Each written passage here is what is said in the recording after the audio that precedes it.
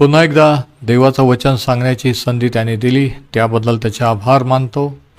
आणि सध्या आपण एक महत्त्वाची सिरीज सुरू केलेली आहे जिचं नाव आहे देवाच्या वचनाच्या भूमीतून चालताना. आणि या मालिकेतला आजचा हा 5वा भाग आहे. आणि आजचा आपला विषय आहे मार्गदर्शन किंवा गायडन्स. आणि हे किती महत्त्वाचं आहे नाही का. आता देवाने त्याच्या वचनामध्ये आपल्याला मार्गदर्शन करण्याचं कबूल केलेलं आहे. आणि जे मार्गदर्शन आपल्याला पाहिजे किंवा हवं असतं ते त्याच्या आत्म्याने तो आपल्याला प्रगट करतो. आणि हे जे त्याला त्याचं ज्ञान किंवा शहाणपण बुद्धी मागतात त्यांना तो देतो. म्हणून याकोब त्याच्या पत्रात लिहितो की जो कोणी ज्ञानाने उन्हा असेल त्याने देवाजवळ मागावे. म्हणजे मागणं हे आपलं काम आहे.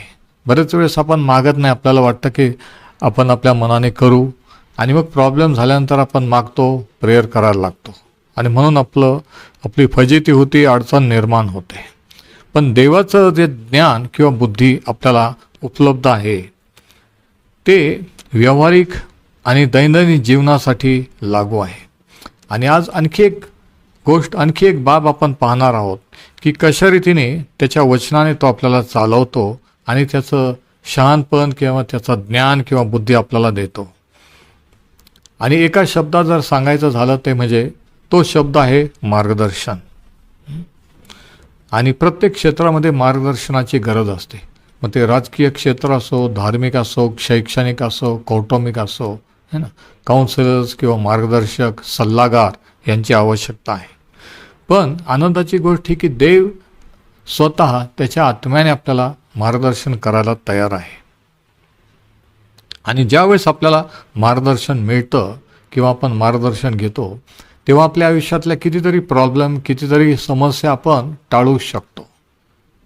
कितीतरी गोष्टी ज्या होतात त्या आपण टाळू शकतो जर आपल्याला माहीत असलं की काय करायचं आणि काय नाही. जर आपल्याला मार्गदर्शन मिळालं प्रत्येक परिस्थितीत आणि प्रत्येक सिच्युएशनमध्ये. आणि हे सर्व देवाने त्याच्या वचनामध्ये आपल्याला उपलब्ध केलेलं आहे. आणि म्हणूनच ह्या सिरीजचं नाव आहे देवाच्या वचनाच्या भूमीतून चालताना. त्यांच्यासाठी वचनाची भूमी होती, आता आपल्याला या काळात वचनाची भूमी आहे. आणि देवाने यहोशूआला सांगितलं की ज्या भूमीवर तू पाऊल ठेवशील ती मी तुला दिलेली आहे. म्हणजे नव्या करारात ज्या वचनावर आपण विश्वासाने पाऊल ठेवू आणि आपलं करून घेऊ ते त्याने आपल्याला दिलेलं आहे, त्या वचनात लिहिलेलं आहे. आता स्तोत्र 37 आणि वचन 4 आणि 5 यामध्ये मार्गदर्शनाबद्दल परमेश्वराने काय लिहिले जरा वाचूया. स्तोत्र संहिता 37 वचन 4 आणि 5. आणि या ठिकाणी असं लिहिलेलं आहे, म्हणजे परमेश्वराच्या ठाई तुला आनंद होईल, तो तुझा मनोरथ पूर्ण करील. आणि आता ऐका, आपला जीवितक्रम परमेश्वरावर सोपवून दे, त्याच्यावर भाव ठेव, म्हणजे तो तुझी कार्यसिद्धी करील. स्तोत्र 37 4 आणि 5. आता चौथं जे वचन आहे त्या चौथ्या वचनामध्ये कोणत्या प्रकारच्या लोकांना मार्गदर्शन मिळू शकतं, कोणते लोक पात्र आहेत हे सांगितलेलं आहे. आणि दुसऱ्या वचनामध्ये ते वचन आहे की ते मार्गदर्शन कसं मिळू शकतं. आणि ते असं की आपला जीवितक्रम परमेश्वरावर सोपवून दे, त्याच्यावर भाव ठेव, म्हणजे आपल्याला काहीतरी करायचं आहे आणि मग देव आपल्यासाठी करणार आहे. आता हे जे अभिवचन आहे याच्याकडे ज्यावेळेस आपण याच्याकडे पाहतो, याच्यावर विचार करतो, त्यावेळेस पहिली गोष्ट आपल्याला ही आढळून येते की परमेश्वर देव किंवा परमेश्वराचं मार्गदर्शन कोणत्या टाईपच्या लोकांना उपलब्ध आहे. म्हणजेच सर्वांना नाही, ते विशिष्ट प्रकारच्या लोकांसाठी देवाने त्याचं मार्गदर्शन उपलब्ध केलेलं आहे. विशिष्ट प्रकारच्या लोकांनाच तो चालवतो, मार्गदर्शन करतो. आणि म्हणून तो म्हणतो की परमेश्वराच्या ठाई तुला आनंद होईल. म्हणजे परमेश्वराच्या ठाई ज्यावेळेस आपण आनंद करतो त्यावेळेस तो आपले मनोरथ पूर्ण करण्याचं वचन देतो. आता मी ज्यावेळेस नवीन विश्वासणारा होतो तेव्हा मला ह्या वचनाचा अर्थ असं वाटत होता की आपण जे काही करतो देवाला आनंदित करण्यासाठी किंवा ज्या गोष्टीने देव आनंदित होतो, त्याला जे पाहिजे ते जेव्हा आपण करतो त्यावेळेस आपल्याला जे पाहिजे तो आपल्याला देतो, असं मला वाटत होतं या वचनाचा अर्थ आहे. परंतु कालांतराने असं कळलं देवाच्या आत्म्यात वचनात वाढल्यानंतर की ह्या वचनाचा अर्थ तेवढाच किंवा तसा नाही आहे. ह्या वचनाचा अर्थ असा आहे की ज्यावेळेस आपल्या इच्छा आकांक्षा, ज्यावेळेस आपण परमेश्वरामध्ये राहून त्याच्यामध्ये आनंद करतो, त्याच्या ठायी, की आपण त्याच्या ठायी आहोत, ख्रिस्ताच्या ठायी आहोत, हे आपल्याला कळताना आपण जेव्हा आनंद करतो त्यावेळेस तो आपले मनोरथ पूर्ण करतो. आणि ज्यावेळेस आपण त्याच्यामध्ये आनंद करतो तेव्हा आपण त्याच्यामध्ये तृप्त राहतो. आपल्याला आणखी काही गोष्टीची, परमेश्वर माझा मेंढपाळ आहे, मला काही उणे पडणार नाही, म्हणजे तो पुरेसा आहे, देव प्लस मला काही नको आहे. त्यावेळेस जेव्हा आपण त्याच्यामध्ये आनंद करतो त्यावेळेस तो आपल्या मनाच्या इच्छा पूर्ण करतो, आपले मनोरथ पूर्ण करतो. आणि एवढंच नाही तर त्याच्या पवित्र आत्म्याच्या द्वारे त्याच्या इच्छा, त्याची काय इच्छा आहे आपल्यासाठी, ती इच्छा आपल्या मनात घालतो. आणि मग आपल्या इच्छा आकांक्षा बदलू लागतात, आपले ॲम्बिशन किंवा महत्त्वाकांक्षा, आपले प्लॅन बदलू लागतात. तोपर्यंत आपण स्वकेंद्रित असतो, स्वतःपुरता विचार करत असतो, स्वतःला काय पाहिजे, स्वतःच्या दृष्टीने काय योग्य, हे आपल्याला वाटतं की असंच देवाने केलं पाहिजे, हेच केलं पाहिजे, हेच दिलं पाहिजे. पण जेव्हा आपल्या इच्छा आणि आकांक्षा त्याच्याशी जुळायला लागतात, आपले विचार देवाच्या विचाराशी आणि त्याच्या वचनाशी जुळायला लागतात, त्यावेळेस त्याच्या इच्छा आकांक्षा तो आपल्या मनात घालतो. आणि ह्या रीतीने तो आपलाही आनंद पूर्ण करतो, आपले मनोरथ आणि त्याची योजना सिद्धीस नेतो. म्हणून देवामध्ये आनंद करणं, देवाच्या ठायी आपण आहोत, हे सर्वात महत्त्वाचं आहे. आणि ज्यावेळेस आपल्याला हे कळून आपण त्याच्यामध्ये आनंद करू लागतो, बघा, परिस्थितीमध्ये नाही, लोकांमध्ये नाही, तर ख्रिस्तामध्ये किंवा देवामध्ये, की तो आपल्यामध्ये, आपण त्याच्यामध्ये आहोत, हे जेव्हा आपल्याला प्रकटीकरण होतं आणि मग आपण रिलॅक्स राहतो, अस्वस्थ होत नाही, बेचैन राहत नाही, आपण त्याच्यामध्ये आनंदित होतो की बाहेर परिस्थिती कशी असो, बाहेर काही हो, की मी त्याच्या हातात आहे, त्याचा आत्मा त्याने मला दिलेला आहे, मी त्याच्या ठायी आहे, ह्याच्यामध्ये आपण आनंद करतो. त्यावेळेस ह्या गोष्टी घडायला लागतात. आणि ह्याच्यामुळे काय होतं की आपण जे स्वार्थी किंवा स्वार्थपणा किंवा स्वकेंद्रितपणा हा हळूहळू दूर व्हायला लागतो. आणि देव त्याच्या आत्म्याने त्याचे विचार, त्याच्या योजना आपल्याला प्रगट करायला लागतो, त्याच्या इच्छा आपल्या मनामध्ये घालायला लागतो. आणि आपल्या त्याची इच्छा पूर्ण करण्याची आपोआप इच्छा होऊ लागते. आलं लक्षात? म्हणजे मी सेवक किंवा पाळक व्हावं ही माझी इच्छा नव्हती, सेवा करावी ही होती, पण नेमकी कोणती करावी हे माहीत नव्हतं. परंतु करायला पाहिजे, केली पाहिजे वाटत होतं. पण जसं वचनात त्याच्यामध्ये वाढत गेल्यानंतर जगी गोष्टी, इतर गोष्टीपेक्षा हे कार्य महत्त्वाचं आहे, हे काम महत्त्वाचं आहे, हे असं वाटू लागलं. त्याच्या अगोदर वेगळे प्लॅन, वेगळ्या योजना होत्या की मी इकडं जाईल, असं करील, तसं करील, फॉरेनला जाईल वगैरे वगैरे. परंतु नंतर त्या इच्छा आपोआप बदलायला लागल्या. आणि मग देव त्याची इच्छा आपल्यामध्ये देतो. आणि मग त्याने जे निवडलेलं काम आहे आपल्यासाठी, किंवा ज्या कामासाठी आपल्याला निवडलेलं आहे, ते आपण आपोआप करायला लागतो. आणि ह्या रीतीने परमेश्वर त्याच्या आत्म्याने कार्य करतो. आता पुढच्या वचनात सांगितलं की कोणत्या प्रकारच्या लोकांना, तर कोणत्या प्रकारच्या लोकांना मार्गदर्शन मिळतं, जे देवामध्ये आनंद करतात, वस्तूंमध्ये, आशीर्वादामध्ये, लोकांमध्ये नाही, देवामध्ये आनंद करतात.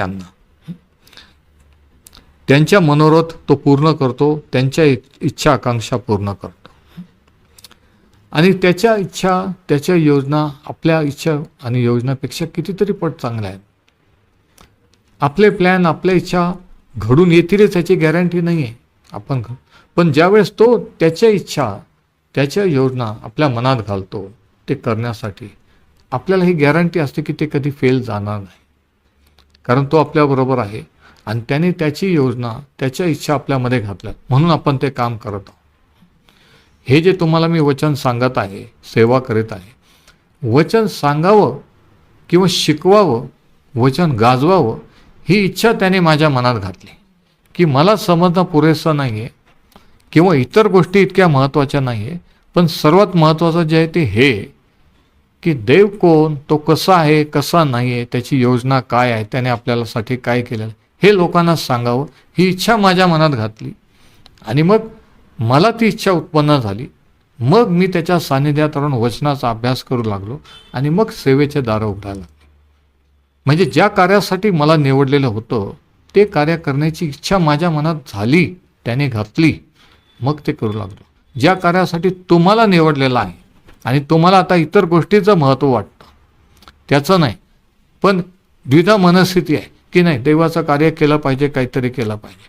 पण ज्यावेळेस त्याच्या आत्म्यात वचनात वाढाल, त्याची इच्छा तो तुमच्या मनात घालील, तुम्ही आपोआप त्याची इच्छा पूर्ण करू लागाल. आता 5वं वचन बघा, स्तोत्र 37:5. हे जर आपण त्याच्यामध्ये आनंद केला तर त्यांनी काय वचन दिलेलं आहे की कसं तो आपल्याला मार्गदर्शन करतो. आपला जीवितक्रम परमेश्वरावर सोपवून दे. जीवितक्रम म्हणजे डेली रुटीन, दैनंदिन, रोज सकाळच्या संध्याकाळ आपण काय करतो ते. आपला जीवितक्रम परमेश्वरावर सोपवून दे, त्याच्यावर भाव ठेव, तो तुझी कार्यसिद्धी करील. स्तोत्र 37:5. आता हिब्री भाषेत असं लिहिलेलं आहे की आपला जीवितक्रम परमेश्वर सोपून दे. सोपून दे त्या ठिकाणी जो हिब्री शब्द आहे तो म्हणजे जसं धान्याचे ओझे पाठीवर घेऊ, ते गाडीतून उचलून त्या ठिकाणी नेऊन टाकतात, त्यावेळेस ते पाठीवर घेतात आणि मग त्या ट्रक किंवा त्या ठिकाणी गेल्यानंतर ते फक्त असं करून ते सोडून देतात आणि मग ते भरलेलं पोतं खाली पडतं. ह्या अर्थाने हा तो शब्द वापरलेला हिब्री भाषेत की आपला जीवितक्रम परमेश्वराला सोपून दे. म्हणजे जे काही ओझं आहे की आज हे करायचं, उद्या ते करायचं, इकडं जायचं, हे जे काही काळजी, जे काही चिंता, जे काही ओझं आहे ते त्याच्यावर सोपून दे. म्हणजे आपण उचलून घेतो, आपल्या मनामध्ये ते प्लॅन, त्या योजना येतात, पण प्रार्थना केल्यानंतर आपण जसं काही ते पोतं जसं असं टाकून देतात तसं आपण त्याच्यावर टाकून द्यायचं. परत उचलण्याचा, परत त्या गोष्टीवर विचार करायचा नाही की खरंच देव ते करील का, खरंच होईल का. बरेच वेळेस काय होतं की आपण ते पोतं जसं काही उचलतो, प्रार्थनेतून देवाजवळ नेतो आणि प्रार्थना संपली की परत उचलून चालायला लागतो, परत त्या गोष्टीचा विचार करायला लागतो. परत असे विचार ते समजा जर नाही झालं तर मग आपण लगेच प्लॅन बी तयार करायला लागतो. समजा देवाने नाही केलं तर मी हे करेन. आणि ह्याच्यामुळे काय होतं की त्या वचनानुसार आपल्याला देवाचं मार्गदर्शन मिळत नाही आणि जे आपल्याला पाहिजे ते प्राप्त होत नाही, आपण निराश होतो. म्हणून दुसरी जी गोष्ट ह्या वचनात जे सांगितलं आहे की सोपून देणं. आता परमेश्वराला सोपून देणं ही एक ॲटिट्यूड किंवा दृष्टिकोन आहे. हा मनाचा निश्चय आहे की मी आजपर्यंत पाठीवर ओझं, डोक्यावर ओझं वाहत आलेलो आहे, पण इथून पुढे मी काळजी करणार नाही, कारण त्याचं वचन सांगता कशाविषयी चिंता करू नका. आणि जर मी चिंता करतो तर त्याच्या वचनाविरुद्ध वागतो. जर मी म्हणतो माझा विश्वास आहे तरी चिंता करतो तर मी त्याचा अपमान करतो. तर पहिली गोष्ट काय आहे ह्या वचनात सांगितली की आपला दृष्टिकोन, समर्पण करणं, सोपून देणं ही एक कृती आहे की आज सकाळी मी अमुक अमुक गोष्ट, अमुक अमुक ओझं परमेश्वराला सोपून दिलेलं आहे. म्हणजे ही कृती केलेली प्रार्थनेतून. आणि मग ते सोपून दिल्यानंतर काय करायचं ते पण सांगितलेलं आहे त्या वचनामध्ये. ऐका, आपला जीवितक्रम परमेश्वराला सोपून दे, त्याच्यावर भाव ठेव किंवा भरोसा ठेव. आपण म्हणतो की तो भरोशाचा माणूस नाही. भरोसा म्हणजे की तो आपल्याला धोका देणार नाही. भाव किंवा भरोसा ठेवणं म्हणजे देवावर जर सोपवलं तर तो आपल्याला धोका देणार नाही. तो विश्वासू व न्यायी आहे. हा विश्वास, सर्वच म्हणतात आमचा विश्वास आहे म्हणून आम्ही प्रार्थना करतो. पण कोणता विश्वास? भरोसा आहे का? देव भरोशाचा देव आहे का? हो, तो भरोसा ठेवण्याजोगा देव आहे. हे जर कळलं तरच तुम्ही भरोसा ठेवा.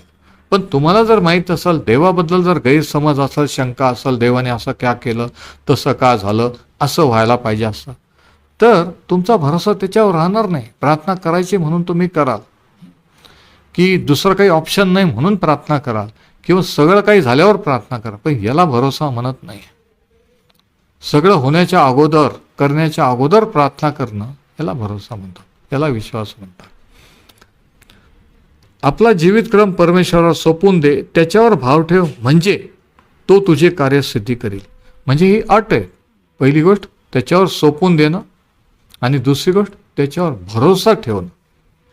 जोपर्यंत होत नाही, ते मिळत नाही, तोपर्यंत भरोसा ठेवणं.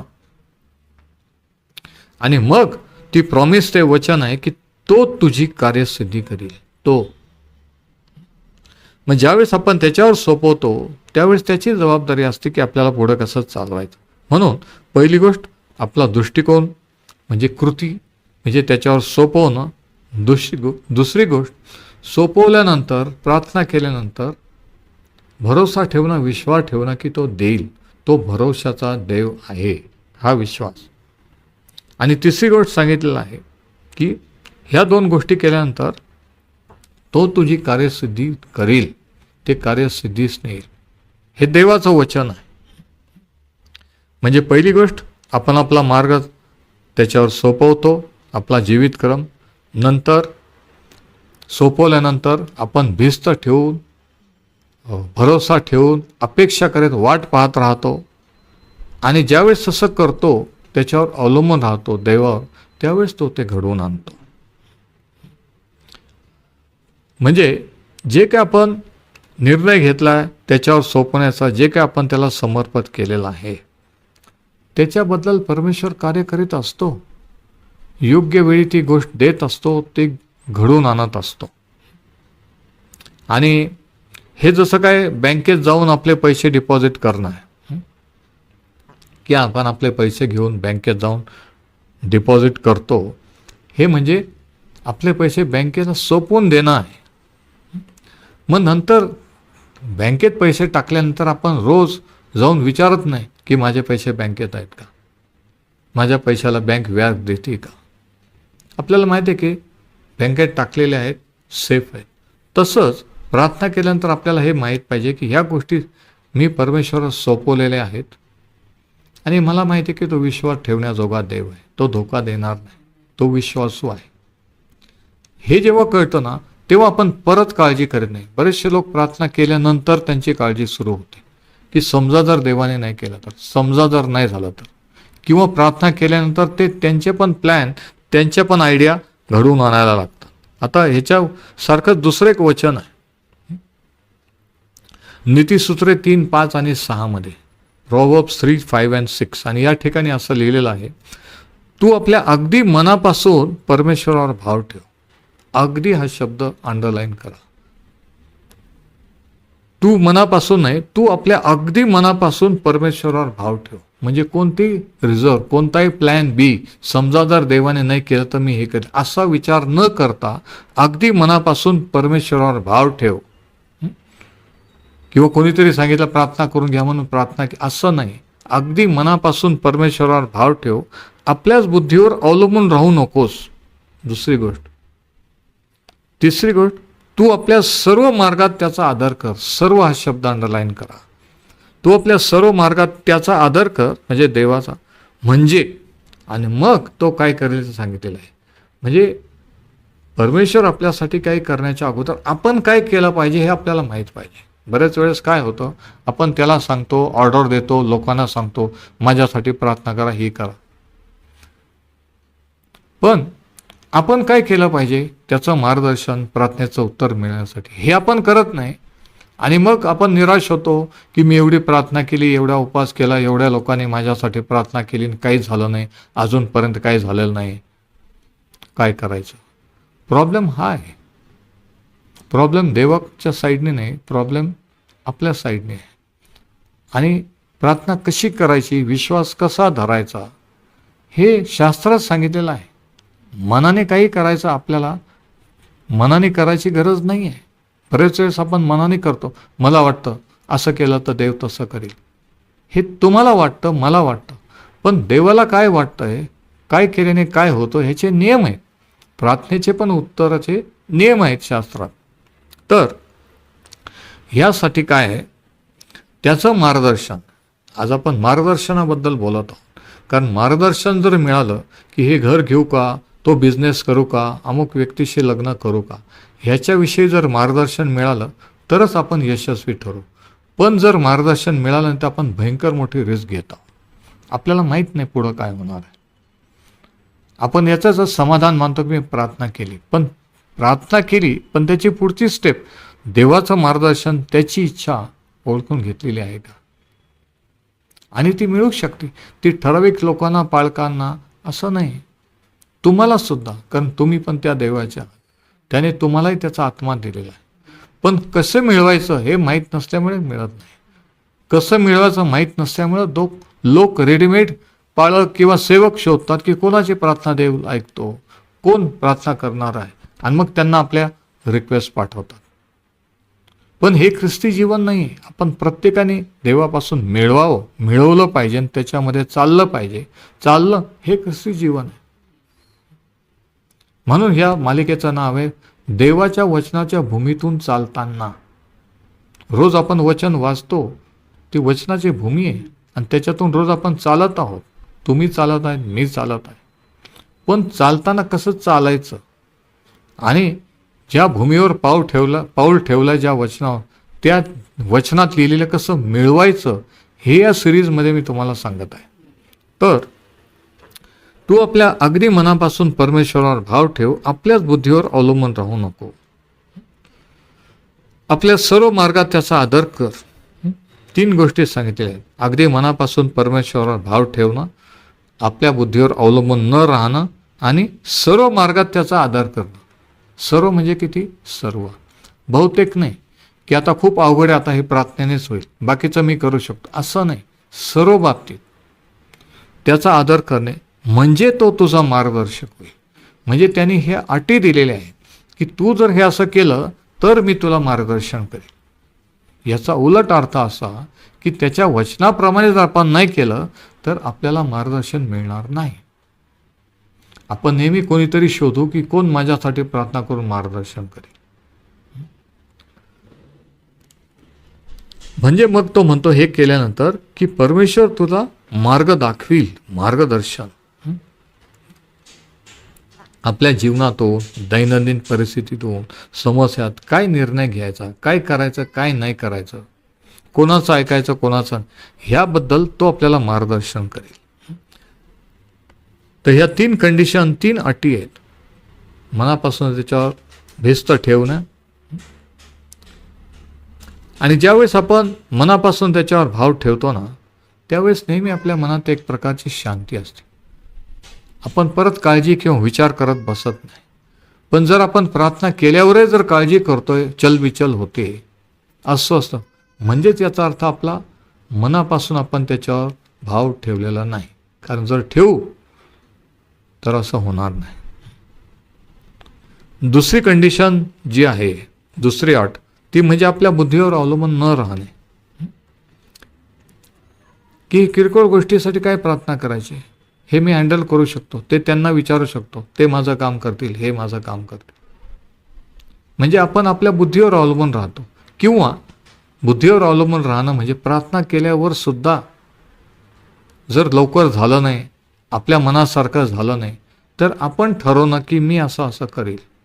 म्हणजे आपल्या बुद्धीवर अवलंबून राहणं की देवाने उत्तर दिलं तर हे असं दिलं पाहिजे. याचा अर्थ आपण त्याच्यावर अवलंबून नाही आहे. बरेच वेळेस आपल्या अपेक्षेप्रमाणे ते उत्तर आपल्याला मिळत नसतं. आणि ज्यावेळेस आपण असं करतो, आपल्या बुद्धीवर अवलंबून राहतो, प्लॅन बी तयार करतो, त्यावेळेस काय होतं माहिती आहे का, देवाचं जे मार्गदर्शन आहे, देवाची जी इच्छा आहे, आपण ओळखू शकत नाही. आपण द्विधा मनस्थिती असतो. आणि असंख्य देवाचे लोक आज द्विधा मनस्थितीत आहेत. ते निर्णयापर्यंत येतात पण निर्णयच घेऊ शकत नाही. नक्की काय हे त्यांना शेवटपर्यंत कळत नसतं. नेहमी त्यांना कोणावर तरी अवलंबून राहावं लागतं, कोणाला तरी विचारावं लागतं की मी काय करू, असं आहे मला सांगा. म्हणजे काय की देवाच्या अटी जर पूर्ण केल्या नाही तर मार्गदर्शन मिळत नाही, आणि मार्गदर्शन जर मिळालं नाही तर आपल्याला दुसरं कोणीतरी शोधावं लागतं, दुसरं अवलंबून राहावं लागतं. म्हणजेच याचा अर्थ असा, देवाचं मार्गदर्शन, त्या सर्व मार्गात त्याचा आदर करणं म्हणजे प्रत्येक बाबतीत त्याच्यावर अवलंबून राहा, प्रत्येक बाबतीत प्रार्थनापूर्वक करणं. मी हे करत आलेलो आहे. मी कधी रिस्क घेत नाही. जेव्हापासून मला हे सत्य कळलंय, मी रिस्क घेत नाही. जरी मी करू शकलो तरी मी त्या गोष्टीसाठी प्रार्थना करतो. आणि जेव्हा आपण प्रार्थना करतो, ती छोटी गोष्ट असो मोठी असो, तेव्हा आपण छोट्या छोट्या गोष्टीसाठी आपल्या स्वर्गीय पित्यावर अवलंबून आहोत हे आपण त्याला दाखवतो, बारीक सारीक गोष्टीसाठी. आणि त्याच्याने तो आनंदित होतो की आपण पूर्णपणे त्याच्यावर अवलंबून, मनाने काहीही करत नाही, प्रत्येक गोष्ट त्याला विचारून करतो. तुमच्या मुलांनी जर प्रत्येक गोष्ट तुम्हाला विचारून केली तर तुम्हाला किती आनंद होईल की मला विचारल्याशिवाय, काही स्त्रिया म्हणतात मला विचारल्याशिवाय माझा मुलगा काहीच करत नाही, प्रत्येक गोष्ट विचारतो. म्हणजे किती वेगळा आनंद असतो की तो पूर्ण, त्याला माझ्यावर भरोसा आहे, तो प्रत्येक गोष्ट मला विचारून करतो. तसं देवाला काय वाटत असेल विचार करा की जेव्हा आपण प्रत्येक गोष्ट त्याला विचारून प्रार्थनेतून मार्गदर्शन घेतो, छोटी असो की मोठी असो, लोकांना जरी वाटलं हसण्यासारखं, तरी आपल्याला माहिती आहे की आपला तो पिता आहे आणि आपण त्याच्यावर आलो. आपण रिस्क घेत नाही आहे, सैतानाला चान्स देत नाही अडवायला, आपले आशीर्वाद अडवायला, लोकांना चान्स देत नाही प्रॉब्लेम करायला. म्हणून त्याच्यावर भाव ठेवणं, याचा अर्थ हा. दुसरी गोष्ट, याचा अर्थ असा की जे काही त्याने आजचापर्यंत केलेलं आहे, दिलेलं आहे, त्याची आठवण करून त्याचे आभार मानणे, कृतज्ञता व्यक्त करणे. बरेच वेळ साक्ष म्हटले की लोक एकदम हँग होतात, ब्लँक होतात की आता काय बोलायचं. अरे तुम्हाला मला जिवंत ठेवलं आत्तापर्यंत, जे काही दिलं, जे काही केलं त्याच्याबद्दल आभार माना, थँक्यू म्हणा. तर आभार मानणं की कोणतीही परिस्थिती असली, कसंही घरातलं वातावरण बाहेरचं वातावरण असलं, जीवनात कोणत्याही परिस्थितीत, तरी तो माझ्याबरोबर आहे, त्याचा आत्मा त्याने मला दिलेला आहे, तो मला कधी सोडत नाही. ह्याच्यावर भिस्त ठेवून स्वस्थ राहा की बाहेर तिकडं काही हो, मी देवाच्या हातात आहे, त्याच्या हातातून मी पडू शकत नाही. त्याला माहिती आहे काय चाललेलं आहे, काय झालेलं आहे आणि पुढं काय होणार आहे. हा विश्वास, हा भरोसा, म्हणजे त्या सर्व मार्गात त्याचा आदर करणं, जे काही त्याने केलेलं आहे, दिलेलं, त्याबद्दल त्याचे आभार मानणे. तो विश्वासू आहे, तो धोका देत नाही म्हणून त्याचे आभार मानणं की तो विश्वासू दैव आहे. त्याने आतापर्यंत कितीतरी प्रार्थनेचे उत्तर दिले लायक नसताना, आपण देवापासून दूर गेलो तरी त्याने क्षमा केली, ह्याच्याबद्दल आभार मानणं. आपल्याशी तो जसं वागला नाही म्हणून त्याचे आभार मानणं, की आपण शिक्षेच्या लायक होतो, भरकटलो तरी त्याने दया केली म्हणून आभार मानणं. म्हणजे सर्व मार्गात त्याचा आदर करणं. आणि मग ह्या गोष्टी केल्यानंतर गॅरंटी आहे, त्याचे प्रॉमिस आहे की तो काय करील, तो तुझा मार्गदर्शक होईल, गाईड. बघा, मार्गदर्शक होईल, नुसतंच मार्गदर्शन करीन नाही की तो गाईड तुमच्याबरोबर राहील, है ना. एखाद्या फॉरेन किंवा एखाद्या नवीन ठिकाणी आपण जेव्हा जातो, त्या ठिकाणी आपल्याला माहिती नसते, गाईड असतात आणि मग ते सांगतात इथं असं झालं, तिथं तसं झालं, आणि मग त्यांच्या मागं आपण चालतो, लोक चालतात, कारण त्यांना मार्ग माहीत असतो, त्यांना सर्व माहीत असतं. तसं परमेश्वर म्हणतो की नुसतंच मार्गदर्शन करेल नाही, की ह्या वचनात सांगितलेलं आहे की तो परमेश्वर आपला मार्गदर्शक होईल, गाईड होईल. आता विचार करा, दोन रीतीने आपण एखाद्या ठिकाणी जाऊ शकतो. एक तर आपण गुगल मॅप लावून की कोणता रस्ता, कुठं वळण आहे, कुठं आहे, किती लांब आहे ते, त्या मॅपवरून, नकाशावरून. दुसरा मार्ग आहे की ज्या गावाला ज्या ठिकाणी जायचं आहे ते ठिकाण माहीत असलेली व्यक्ती आपल्या गाडीत आपल्याबरोबर असणं. आता कोणतं चांगलं, मॅप लावून जाणं चांगलं की ज्या व्यक्तीला रस्ता माहीत आहे, जो गाईड आहे, तो आपल्या संगती घेऊन चालणं. अर्थातच ज्या व्यक्तीला माहीत आहे तो रस्ता, तो गाईड आपल्या सोबत असणं. आणि परमेश्वर म्हणतो की मी तुझा गाईड होईल, मी तुझा मार्गदर्शन होईल. आणि जेव्हा तो आपल्याला गाईड होतो ना, आपल्याला कोणाचीही गरज पडत नाही. की कोणत्याही परिस्थितीत काही जरी झालं तरी आपल्याला माहिती आहे की आपण आपला गाईड आहे, आपला मार्गदर्शक, आपण त्याला विचारतो की काय करू. तो आपल्याला सांगतो की असं कर, तसं करू नको, आणि आपण त्याचं ऐकतो. आपल्याला कोणी काहीतरी सांगून फसवण्याची गरज नाही. म्हणून जर त्याचं मार्गदर्शन पाहिजे असेल तर ह्या अटी, ह्या वचनात जे सांगितले ते करा, आणि मग तुम्हालाही अनुभव येईल, जसं मी आजपर्यंत घेत आलो, की परमेश्वर नक्की आपल्याला चालवतो, मार्गदर्शन करतो, प्रत्येक बाबतीत तो चालवतो. म्हणजे आपण कोणत्याही गोष्टीची जेव्हा रिस्क घेत नाही तेव्हा. आणि कितीतरी प्रॉब्लेम जे होणार असतात ते होत नाहीत, ते आपण टाळू शकतो. बरेच वेळेस लोक प्रॉब्लेम झाल्यावर प्रार्थना करतात, पण मी म्हणतो अगोदर जर प्रार्थना केली तर ते प्रॉब्लेम होणारच नाही ना. प्रॉब्लेम झाल्यावर कोणी प्रार्थना करेल. पण जर देवाच्या मार्गदर्शनाने चाललं तर कितीतरी प्रॉब्लेम होणारच नाही, कितीतरी चुकीचे निर्णय होणारच नाही, फसवणूक होणारच नाही. तर आपली वेळ आज इथे संपलेली आहे. परमेश्वर हे वचन आशीर्वादित करो.